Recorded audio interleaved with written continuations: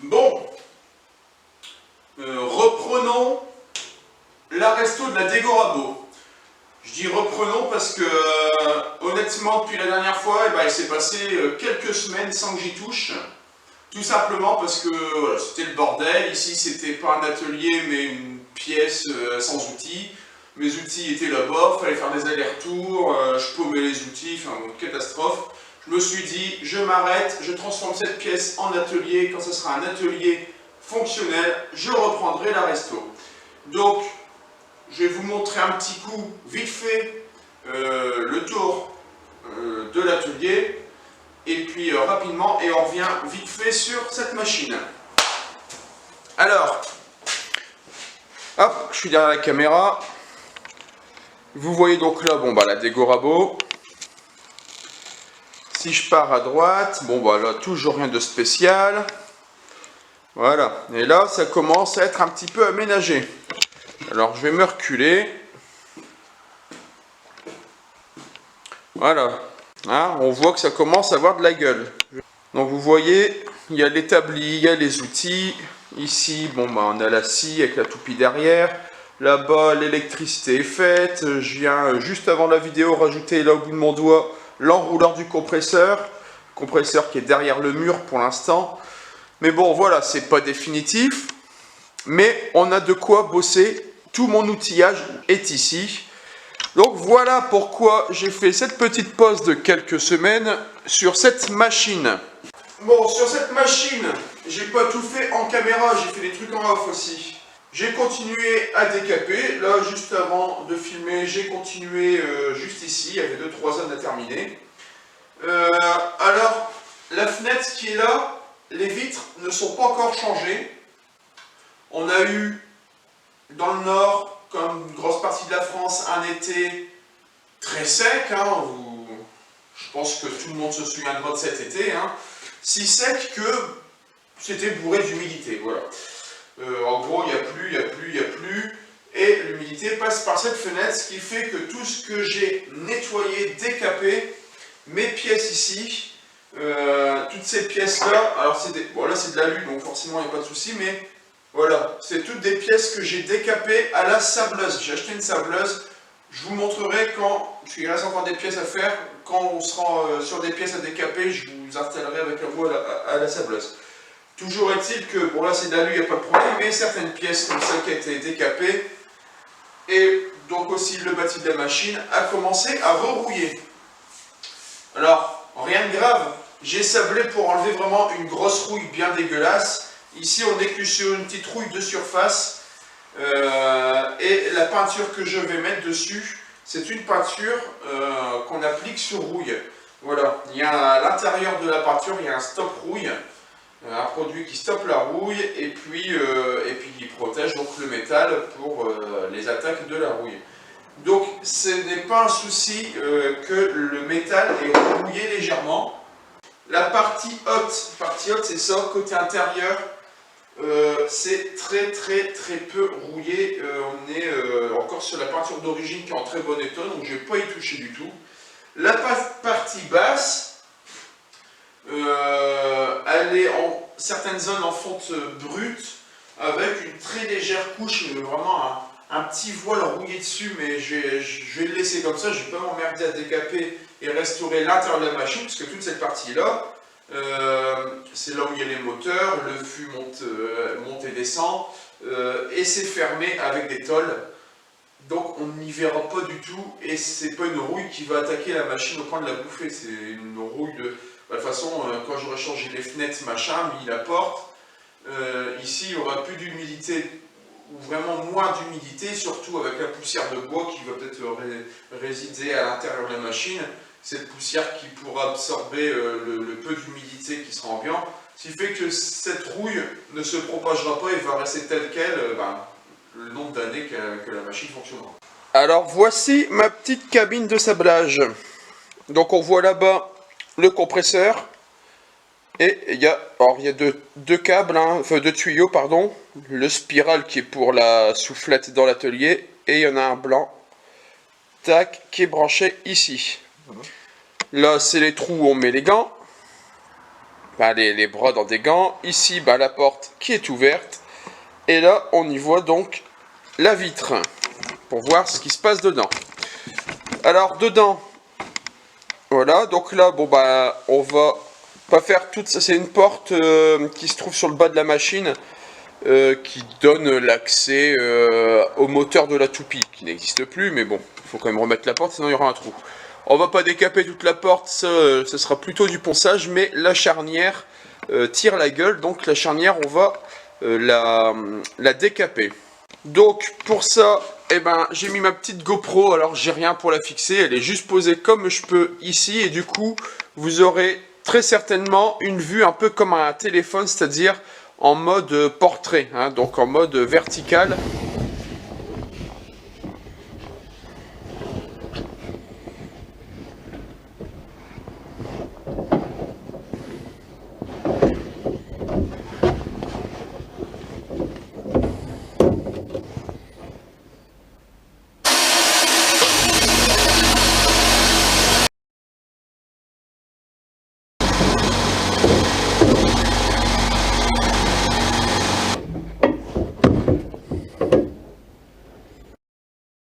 Alors là voilà la fameuse porte que je sors de la cabine de sablage.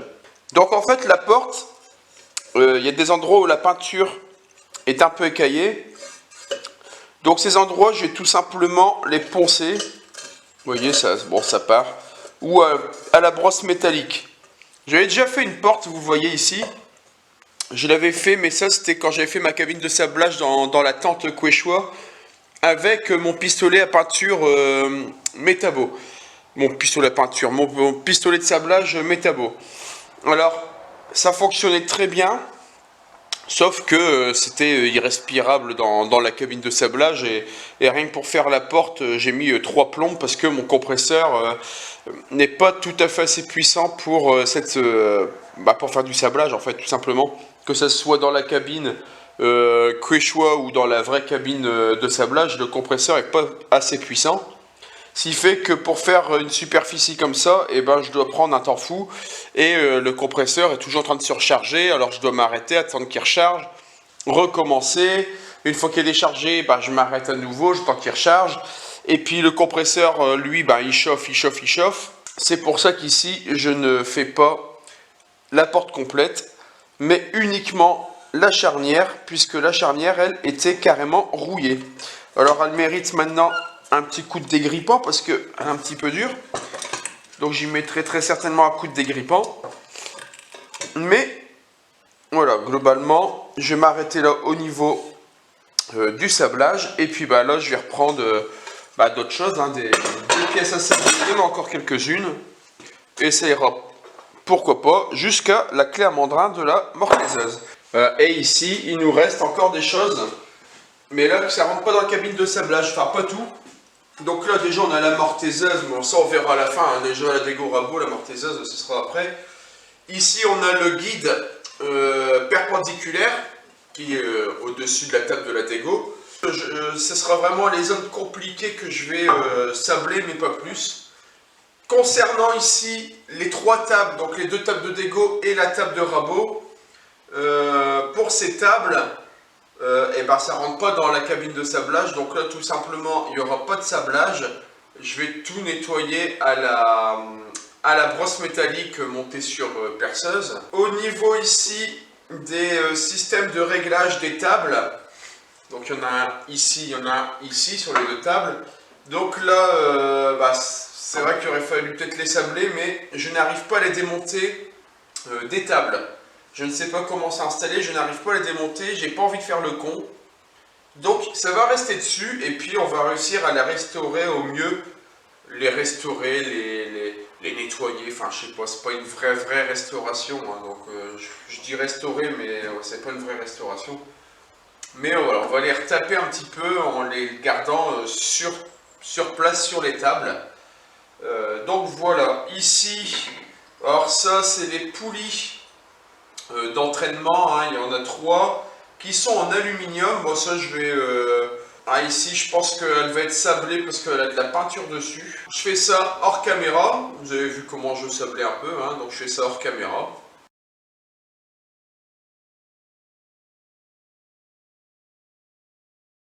Bon, je suis en train de faire le montage de la vidéo que vous êtes en train de regarder.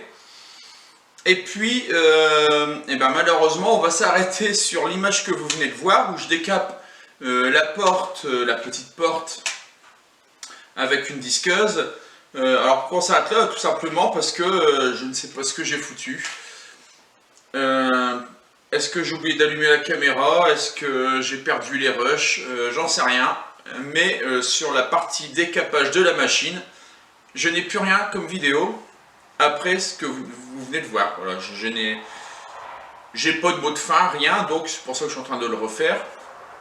Mais voilà, du coup on s'arrête là. Bon, après honnêtement vous avez vu donc le principal, décapage du bâti, ça je l'ai fait ponceuse à bande. Après il y a des zones quand même sur le bâti que j'ai fait avec une brosse métallique montée sur perceuse.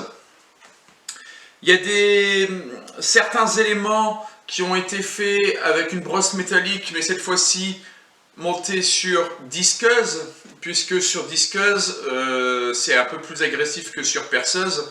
Donc quand il fallait vraiment décaper, je l'ai fait avec la disqueuse, mais c'est toujours la brosse métallique. Vous avez vu aussi que j'ai fait le décapage de certaines pièces,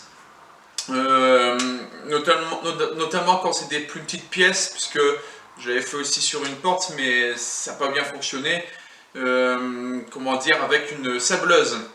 Alors quand je vous dis que ça n'a pas bien fonctionné, c'est pas tout à fait vrai, ça a bien fonctionné, mais ça a pris un temps fou parce que le compresseur se décharge rapidement. Il n'est pas assez puissant pour cette cabine de sablage, et il se décharge très rapidement, et il ne fait que ça de recharger, et il chauffe, et du coup, bon ben voilà, faut s'arrêter, le laisser refroidir, ça prend un temps fou. C'est pour ça que les grandes zones, je ne les ai pas faites à la sableuse, uniquement les petites. Les grandes zones, c'était vraiment plus brosse métallique sur la disqueuse. Et sur l'image que vous m'avez vue à l'instant, avec la disqueuse et un disque rouge. Alors vous dire ce que c'est, j'en sais rien. Il m'en reste deux ici. Alors j'ai eu ça à Action, pour être franc. J'ai eu ça à Action. Les trois disques, donc ces deux-là, plus le rouge que vous m'avez vu utiliser, sont en grain 180. Par contre, il y a une densité. Donc ils disent, ici on est... Alors je ne sais pas à quoi ça correspond honnêtement, j'en ai aucune idée.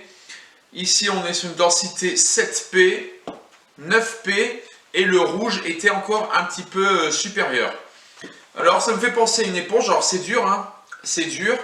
Ça me fait quand même penser à une éponge à la vue comme ça. C'est peut-être de la pierre reconstituée, j'en sais rien ce que c'est franchement. Mais ce que je peux dire, c'est que pour le rouge utilisé, ça fonctionne vraiment très très bien.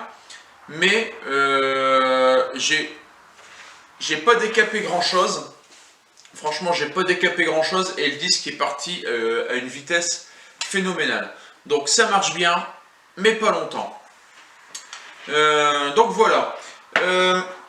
La vidéo arrive à sa fin. La prochaine vidéo, ce sera donc sur la mise en peinture de la machine. Tout ce qui est décapage des tables, c'est pas dans cette vidéo-là, puisque je fais une vidéo à part, uniquement là-dessus. Voilà. Donc, le décapage des tables, on verra plus tard. Là, vous allez me voir mettre la machine en peinture sur la prochaine vidéo. Et sur cette prochaine vidéo, donc vous verrez que les tables sont déjà décapées. Donc vous inquiétez pas, c'est normal. Voilà, on se retrouve donc, je le redis, pour une prochaine vidéo. Bricolez bien, et puis à bientôt. Bye.